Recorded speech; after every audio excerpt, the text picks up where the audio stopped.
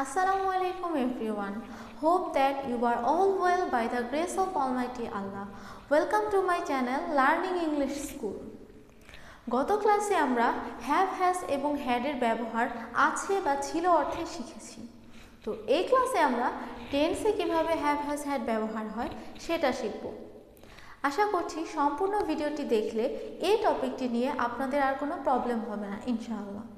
আপনি যদি আমার চ্যানেলে নতুন হয়ে থাকেন তাহলে পরবর্তী সকল আপডেট পেতে আমার চ্যানেলটি প্লিজ সাবস্ক্রাইব করে দেবেন এবং অবশ্যই শেয়ার করে নেবেন। So well everyone, let's get into our main lesson. Have has had কিভাবে টেন্সে ব্যবহার হয়? প্রেজেন্ট পারফেক্ট টেন্সে আমরা have has ব্যবহার করি। প্রথমে আমাদের শিখতে হবে প্রেজেন্ট পারফেক্ট টেন্স ব্যাপারটা কি। কোনো কাজ অতীতে শেষ হয়েছে কিন্তু তার ফল এখনও বর্তমান রয়েছে বোঝাতে আমরা প্রেজেন্ট পারফেক্ট টেন্স ব্যবহার করে থাকি। যেমন আমি পরীক্ষায় জিপিএ 5 পেয়েছি। I have got GPA 5 in the examination. স্ট্রাকচারটা কি? Subject plus have has plus ভার্বের পাস্ট পার্টিসিপল ফর্ম বা শর্ট ফর্মের V3। কেউ যদি প্রেজেন্ট পারফেক্ট টেন্সের ডেফিনিশন বা সংজ্ঞাটা মনে রাখতে না পারেন তাহলে এই শর্টভাবে মনে রাখবেন যে এইমাত্র শেষ হয়েছে অর্থে। কোনো কাজ এইমাত্র শেষ হয়েছে অর্থে। যেমন আমি খেয়েছি, আমি এইমাত্র খেয়েছি, আমি ঘুমিয়েছি, আমি পড়েছি, আমি লিখেছি, etcetera.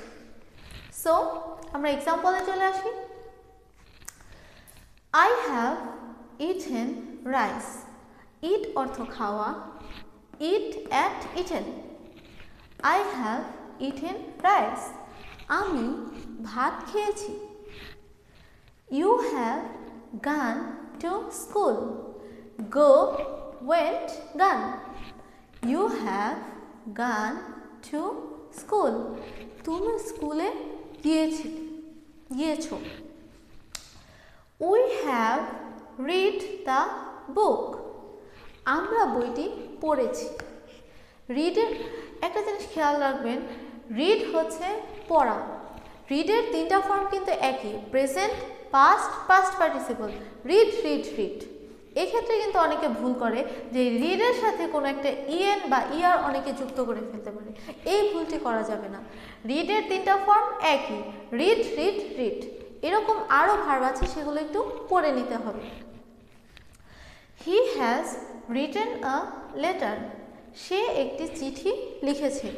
Write, wrote, written. She has sung a song. সে গান গেয়েছে।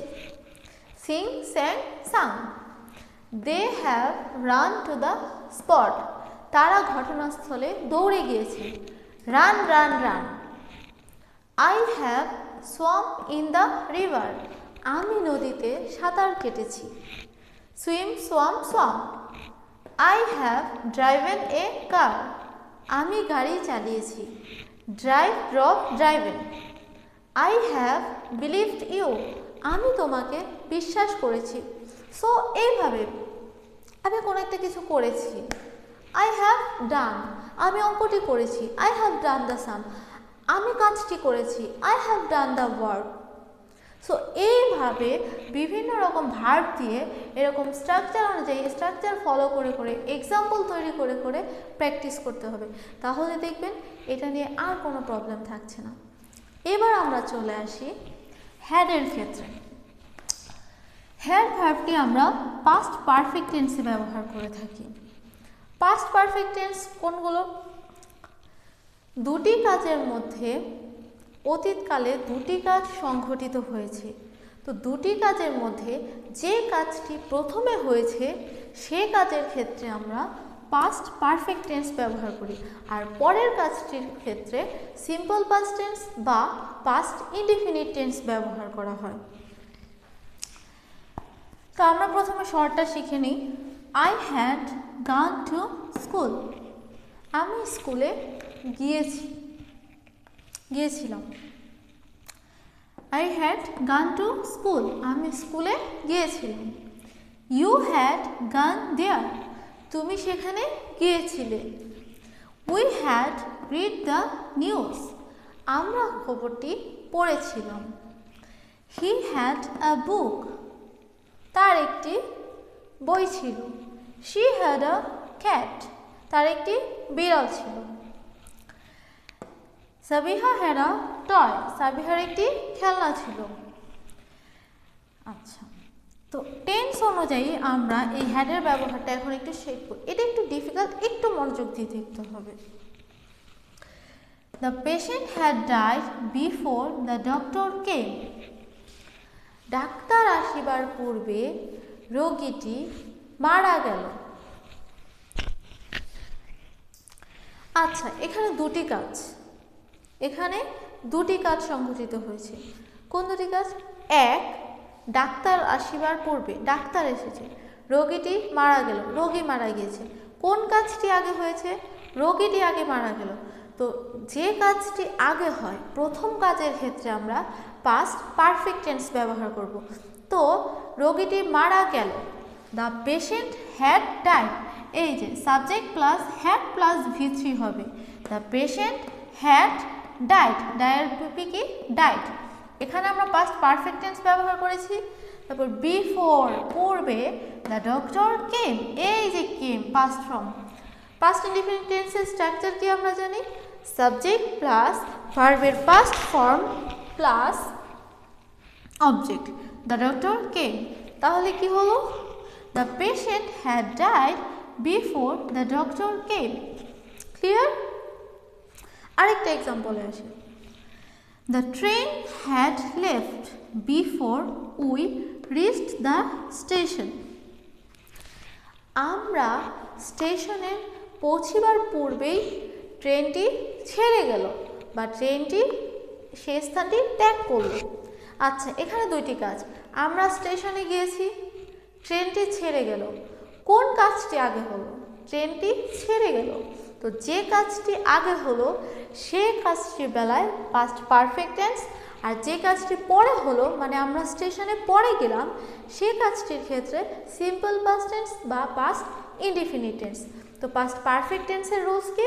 Subject plus had plus V3, আর পাস্ট ইনডিফিনিটের ক্ষেত্রে সাবজেক্ট প্লাস ভার্বের পাস্ট ফর্ম বা V2। তো আমরা স্টেশনে আগে গেছি। The train had left, train ছেড়ে গেল। Had left past perfect tense, had left before we reached the station, আমরা স্টেশনে পৌঁছিবার পূর্বেই। Clear? The rain had started before we went to school. আমরা স্কুলে যাওয়ার পূর্বেই বৃষ্টি শুরু হলো।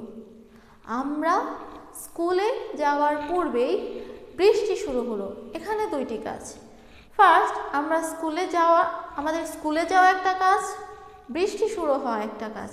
কোন কাজটি আগে হলো? আমরা স্কুলে যাওয়ার পূর্বে বৃষ্টি শুরু হলো, বৃষ্টিটা আগে শুরু হলো।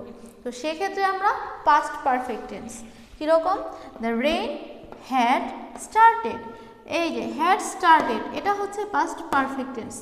The rain had started before, পূর্বে, উই ওয়েন্ট টু স্কুল, গো অর্থ যাওয়া, গো এর পাস্ট ফর্ম কি? ওয়েন্ট, গো ওয়েন্ট গান। Before we went to school, আমরা স্কুলে যাওয়ার পূর্বেই বৃষ্টি শুরু হলো। সো গেটিং দ্য রিব্যাক, আমরা একটু রিব্যাক করি। হ্যাভ হ্যাজ ব্যবহার করা হয় প্রেজেন্ট পারফেক্ট টেন্সে। Have has plus V3। I have eaten rice, আমরা ভাত খেয়েছি। আই হ্যাভ ইটেন রাইস, আমরা ভাত খেয়েছি। আই হ্যাভ ইটেন রাইস, আমরা ভাত খেয়েছি। আই হ্যাভ গান টু স্কুল, আমরা স্কুলে গিয়েছি। আমরা পড়েছি। উই হ্যাভ রিড, আমি ঘুমিয়েছি। I have slipped. তো এরকম হ্যাডের ক্ষেত্রে কি? আমরা আই হ্যাড গান টু স্কুল, আমরা স্কুলে গিয়েছিলাম।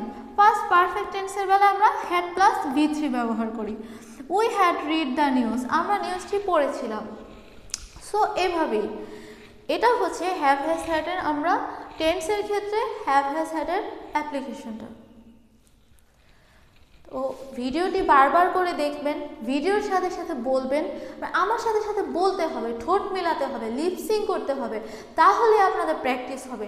প্র্যাকটিস না করলে শুধু ভিডিও দেখলে কিন্তু আপনারা ইমপ্রুভ করতে পারবেন না। সো এই জন্য কী করতে হবে, আমার সাথে সাথে বলতে হবে পড়াগুলো। এক্সাম্পলগুলো নিজে নিজে আরও ভার্ব দেখে দেখে এক্সাম্পল তৈরি করতে হবে, এক্সাম্পলগুলো বারবার পড়তে হবে, স্ট্রাকচার মিলিয়ে মিলিয়ে এক্সাম্পলগুলো পড়তে হবে, বারবার মুখে বলতে হবে। মুখে বললে মুখের জড়তাটা কেটে যাবে।